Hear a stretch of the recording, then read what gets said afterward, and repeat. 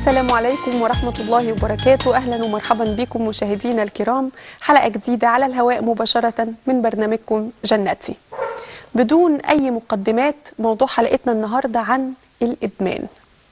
كتير من اللي بيتفرج علينا دلوقتي ممكن يقول الحمد لله الموضوع ما يخصناش، لكن ثانية واحدة عايزة أقول لك حاجة، ده أحسن تغيري القناة ولا حاجة. لو انت من النوع اللي قاعده على طول قدام الانترنت ومش قادره تقومي من عليه، ولدرجه انك ممكن تنسي بيتك والمسؤوليات اللي وراكي واولوياتك والمطبخ والعيال، فاسمحي لي اقول لك انت مدمنه. ولو ابنك قاعد على البلاي ستيشن طول الوقت مش قادر يبطل، وبتحاولي تخليه يقوم عشان يذاكر او عشان يعمل حاجات تانية او حتى يلعب لعبه تانية برضه مش قادر، فده اسمه ادمان. ولو زوجك عارف وحافظ تدخين ضار بالصحه انما برضه مش قادر يبطلها، ولو انه عايز لكن مش قادر، فده برضو اسمه ادمان.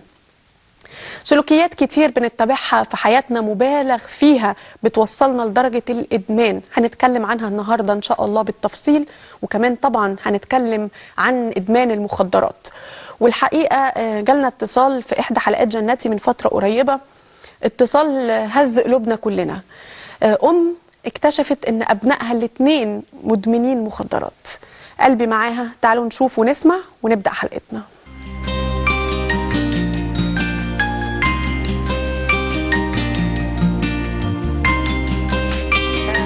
أنا أم وعندي 68 سنة ما شاء الله. وكنت بشتغل، وللأسف ولادي ما حسيتش بيهم إلا بعد ما ضاعوا. يا ساتر. هم دلوقتي يعني حاسة إنهم مدمنين. لا إله إلا الله. وبيقولوا لي إن حتى لو اتعالجت برضه هنرجع تاني مش هنخف. ومش عارفة أتصرف معهم إزاي، وأنا بقيت ست كبيرة. أم حسين، زوج حضرتك فين؟ نعم. زوج حضرتك فين؟ موجود، وللأسف برضه يعني مش على باله. نفض يدي. مش عارفة تليفوني أتصرف إزاي. فلو سمحت أنا محتاجة مساعدة حضرتك، لأني خايفة من يوم الحساب إنه يسألنا ربنا سبحانه وتعالى إزاي عملت إيه مع أولادك. وأنا للأسف أهملت فيهم. حاضر ست. وبقيت متبعة لشغلي وبس، مهتمية بيه. دلوقتي هم كبار، يعني واحد عنده 35 وواحد عنده 34 أو 33. والاثنين مدمنين؟ وأنا ضعيفة بالنسبة ليهم، يعني كبرت خلاص مش قادرة أتصرف خالص، فأرجوك. حاضر. أم حسين أرجوكي اهدي يا حبيبتي، أستأذنك. ونفسي بالدنيا وهم كويسين وبطمن عليهم. حبيبتي أم حسين أستأذنك.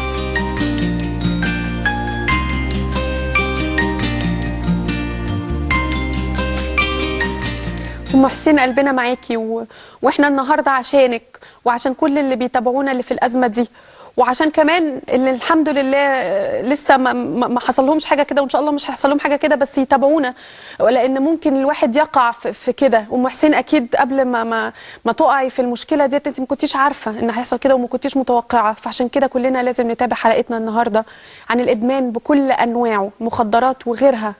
اسمحوا لي ارحب بضيفنا اللي مشرفنا ومنورنا النهارده في الاستوديو، دكتور احمد ابو العزايم، استشاري الطب النفسي وعلاج الادمان، ورئيس الاتحاد العالمي للصحة النفسية، ورئيس الاتحاد العربي للوقاية من الإدمان. أهلا بيك يا فندم. أهلا بيك. أنا أسفة إن البداية كده يعني خير صار بموضوع أم حسين قد إيه وجع لي قلبي، فاسمح لي قبل ما نبدأ الحلقة حضرتك توجه لها رسالة وتنصحها تعمل إيه؟ هو طبعا أنا قلبي اتوجع وأنا بسمع الكلمتين دول، ويعني طبعا بداية مهمة إنها تحس بالمشكلة، ولكن الانفعال ملوش مكان دلوقتي. هي لازم يكون في تصرف قريب وسريع. كتير من الأسر بتنسى انها تبص في عينين اولادهم، يلاحظوا اولادهم وتصرفاتهم، ما بيقربوش منهم، بيعتبروا انه يكون بيدخن سيجاره ولا بيشرب سيجاره حشيش، يعني دلع شباب. انما دي المصيبه، انه بدايه تجربه المخدرات نهايه طريق مظلم.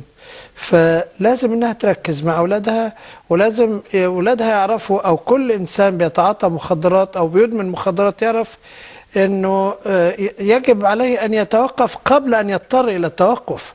ما هو هيتوقف يا اما بالمرض يا اما بالموت يا اما طواعية كأولوية أولى لحياته، لأنه مفيش حد مننا إلا يحب إن هو يبقى في أحسن مكانة وفي أحسن موقف. طب يا دكتور، هو دلوقتي ولادها بيقولوا لها حتى لو انت هتعالجينا احنا مش عايزين نتعالج، يعني هو ما بيعتبروا ان ده نوع من انواع العقاب ليها عشان هي اهملت في تربيتهم، ده على حسب كلامها يعني، وان هي كانت منشغله بشغلها وكده، فتقول لهم ايه؟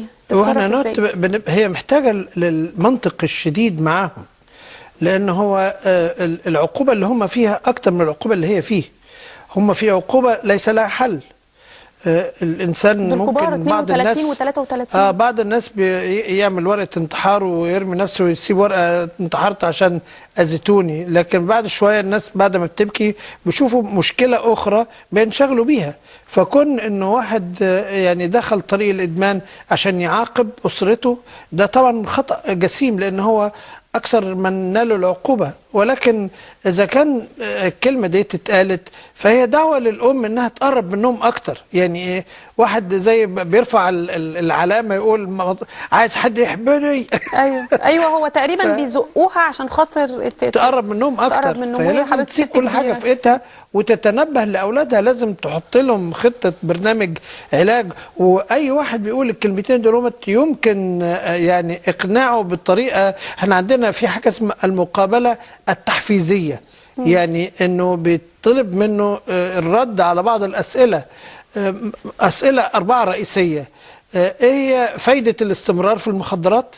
ايه ضرر التوقف عن المخدرات؟ يعني اول سؤالين منطقيين. هي ايه الفايدة كده لاولادها؟ طبعا. ايه الفايدة من الاستمرار في المخدرات؟ ايه الضرر من التوقف عن المخدرات؟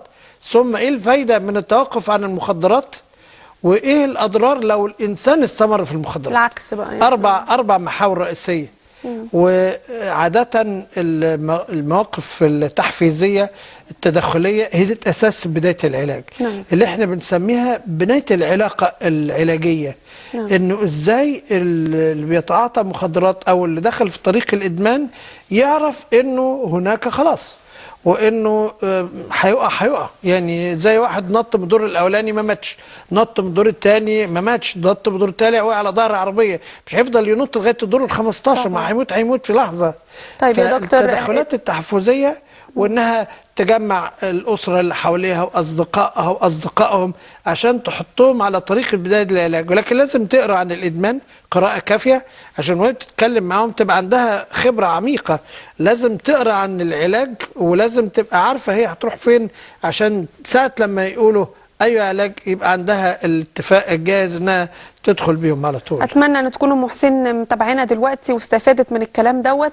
وطبعا هنتكلم بتفصيل اكتر عن ادمان المخدرات، احنا دخلنا في الموضوع على طول، بس الحقيقه ان في حاجات تانية احنا بنعتبرها ادمان وبنعتبرها مخدرات، بنعتبرها نوع من انواع المخدرات، بس هي مش مخدر بالمعنى المتعارف عليه. خلينا نبتدي الاول ونعرف ايه هو الادمان. يعني هل الادمان فقط ان هي مخدرات الاسامي اللي احنا بنسمعها وبنعرفها ديت؟ هي طبعا سلوكيات تؤدي إلى الاعتماد النفسي ثم التورط والقهر النفسي، إنه ما بقاش قادر إن هو يوقف هذه العملية. يعني بيبتدي الأول بسلوك إنه بيجرب، بيحس إنه مبسوط بيها، وبعدين إذا كانت مخدرات بيلاقي نفسه بيتورط أكتر وأكتر. بدل ما كان بياخدها في يعني كل حين ومين يلاقي نفسه بياخدها في وقت الأجازة. وبعدين النهارده المخدرات حتى الحشيش والبانجو بقى فيهم تخليق وإضافات، اللي بياخدها ما فيش حاجة اسمها فانتازية أو بياخدها كده وخلاص، لا، مجرد ما بياخدها بيتورط بعد فترة ما بيقدرش يوقفها، لأن المخ ليه عمليات دفاعية كثيرة كيماوية وغير كيماوية. لأنه احنا كل جسمنا عبارة عن شبكة هائلة من الأحاسيس، في كل سنتيمتر وفي كل مليمتر آلاف المستقبلات للأحاسيس، إشي حرارة وإشي شك الدبوس وإشي حركة بسيطة وإشي اهتزاز للشعيرات الدموية. فكل حتة في الجسم، المفاصل وانت واقفة تبقى حاسة المفصل ده متني ولا مفرود، تبقى واقفة متزنة، العضلات عمالة بتستقبل إحساس التوازن فيزود التوتر في عضلة أمامية أو خلفية، فيفضل الواحد واقف. الوقفة دي لوحدها ساعة لما واحد بياخد بيرة أو خمور يمشي يطوح. يعني إذا وأنواع المخدرات اللي هي اللي بيقولوا عليها إنها مش إدمان دي ممكن بتبوظ الأعصاب ديت طبعا، لأنه إحنا هذه الأحاسيس لو إنها اشتغلت كلها للمخ المخ ما يعرفش يشتغل. هيجي لي احساس بتاع رجلي اليمين ولا الشمال ولا ركبتي ولا ايدي ولا عيني ولا ودني. فالجسم بيدرك احساس واحد كاولويه اولى. وباقي الاحاسيس كلها تغلق عند ما يسمى الريسبتور، او زي البواط الكهربائي بتغلق بماده الافيون، ما تمرش منها الاحاسيس.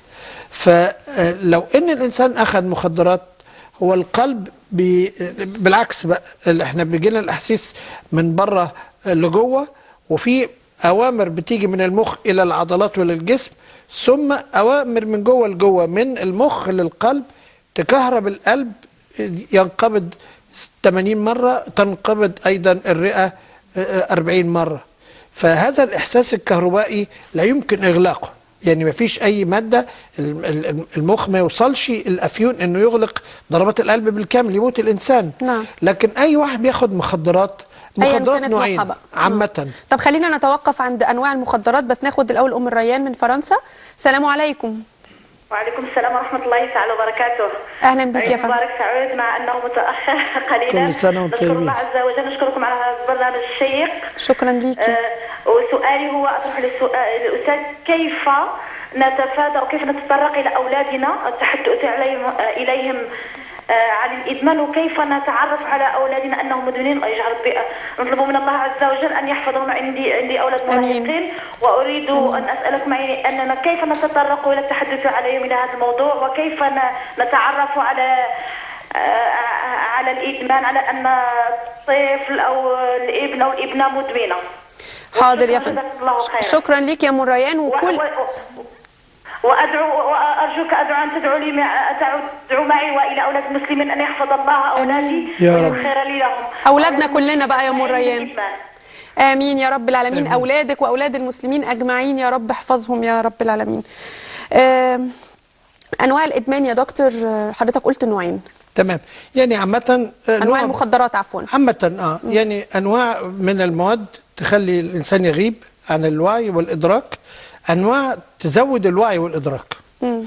الأنواع اللي هي بتهدي بتخدر الجسم، لو أنها وصلت إلى عضلة القلب وخدرت الإحساس الكهربائي اللي جاي من المخ للقلب كي ينقبض، يموت الإنسان. وده اللي بيحصل في ساعات في أوفر دوز، واحد ياخد حقنة يموت جنب الحقنة، يقع كده ينكف في مكانه، لأنه عضلة القلب لم تدرك الكهرباء اللي جاي من المخ. أو المواد الكيماويه ديت اللي بياخدها المدمن تنبه عضله القلب زياده، فينطلق القلب في الانقباض في الضربات. فاذا القلب انقبض اكتر من 250 يخش فما يسمى القلب الراقص. ان عضله القلب المفروض انها تضخ من الجسم الى الجسم وتشفط من الاطراف، دم ما فيهوش اكسجين تضخه الى الرئه وتشفطه تضخه مره اخرى الى الجسم. لو ان القلب اسرع يرقص ما يلحقش يعمل عمليه الضخ والانقباض، فيموت الانسان برضه. عشان كده الجسم عندنا في هذا الوريد كيمو ريسبتور او مجسات كيماويه، معمل كيمياء. انا لما بعطش بحس بالعطش منين؟ معمل الكيمياء دوت اكتشف لو دخلت مواد كيماويه تؤثر على الالم نقصا او زياده، المخ يستجيب لها بانه يوقف كل افيونات المخ اللي هي بتقفل الالم في الجسم، فيبدا الانسان يشعر بالالم. معلش يا دكتور، دي بالنسبه لانواع المخدرات اللي بتؤدي للادمان ولا اللي لا تؤدي للادمان؟ المخدرات اي ماده قاتله للالم، يعني اي ماده قاتله، اي ماده قاتله، يعني لدرجه ان ساعات فعلا ناس كتير في بعض الادويه يقول لك لازم الطبيب هو اللي يكتبها لك، لان دي ممكن تؤدي للادمان. ايضا معانا استاذ احمد من مصر. السلام عليكم. السلام. اهلا بيك. اهلا بيك يا فندم، اتفضل. ما عايز اقول لحضرتك يا دكتور حاجه كده حصلت معايا موقف. اتفضل. انا كنت مره مسافر بعثه بره تبع الجامعه بتاعتي، انا وصديق ليا، وحصل موقف كان معاه كده حاجات كده بياخدها بتعطاها دايما. يا ساتر. واحنا بره يعني لا قدر الله وقع من طوله او كده، وحصل له موقف والادمان كان ممكن يموت فيه.